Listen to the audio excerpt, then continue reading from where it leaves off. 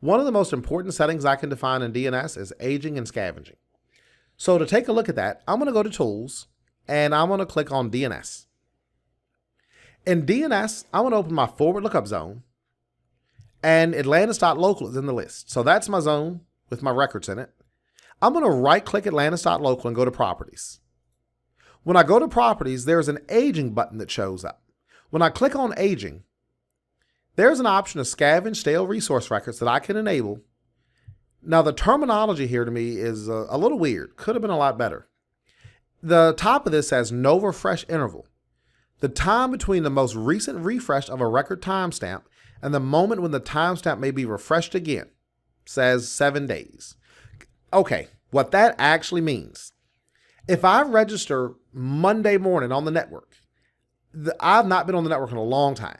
I show up Monday morning, my computer will register a record in DNS, a host A record. So now I have a record that shows up in DNS.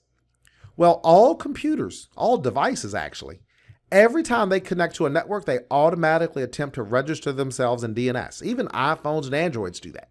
The concern, if I have 1,000 computers in my location, I don't want 1,000 computers to register and then re-register every time they connect to the network. That would mean if you have a laptop, every time you leave the building and come back, you're going to try to re-register with DNS, and DNS would try to update these timestamps constantly. That would degrade performance, so it won't do that. What it does, it registers you the first time you show up. This no refresh interval means it's going to ignore you for the next 7 days. So I register Monday morning. I take my laptop to lunch with me. I come back from lunch Monday evening. When I connect to the network, my computer attempts to re-register, but DNS says, wait a minute, I don't need to re-register you because I see you registered this morning. So I'm not going to update your timestamp. I'm just going to kind of ignore your request. It's going to do that for the next 7 days. After the 7-day interval, the no refresh period expires. When that expires, the refresh interval starts. The refresh interval says the time between the earliest moment a record timestamp can be refreshed, the earliest moment when the record can be scavenged. What that actually means, this 7-day interval is really day 8 through 14. So the first 7 days, no refresh, it ignores you, does not update your timestamps.